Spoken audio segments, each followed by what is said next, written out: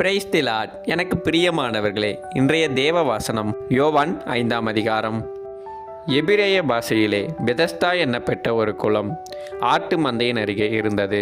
அதற்கு 5 மண்டபங்கள் உண்டு. அக்குளத்தின் அருகே குருடர்கள், சப்பானியர்கள், சூம்பின உருப்புடையவர்கள், அநேக வியாதியஸ்தர்கள் தண்ணீர் எப்பொழுது கலங்கும் என்று காத்து கொண்டிருந்தார்கள். தேவனுக்கு பிரியமானவர்களே, இந்த வசனத்தை நாம் வாசிக்கும் பொழுது அருமை டிஜிஎஸ் தினகரன் அவர்கள் உண்டு பண்ணின காருண்யா பெதஸ்தா குளத்தில் புற மதத்தார்கள், ஜாதியார்கள் அறியும்படிக்கு பெதஸ்தா என்னும் குளத்தை அழகாய் செய்துள்ளார்கள். நாம் இன்றும் தேவன் கொடுத்த அந்த இடத்தில் விடுதலையும் அதிசயங்களையும் காண முடிகிறது. ஆகவே நாம் அதை குடும்பமாய் கனம் பண்ண வேண்டும். மாதத்துக்கு ஒரு முறையாவது அந்த இடத்திற்கு சென்று அற்புதங்களையும் அதிசயங்களையும் ஜெபம் பண்ணி பெற்றுக்கொள்ள வேண்டும். ஆமென்.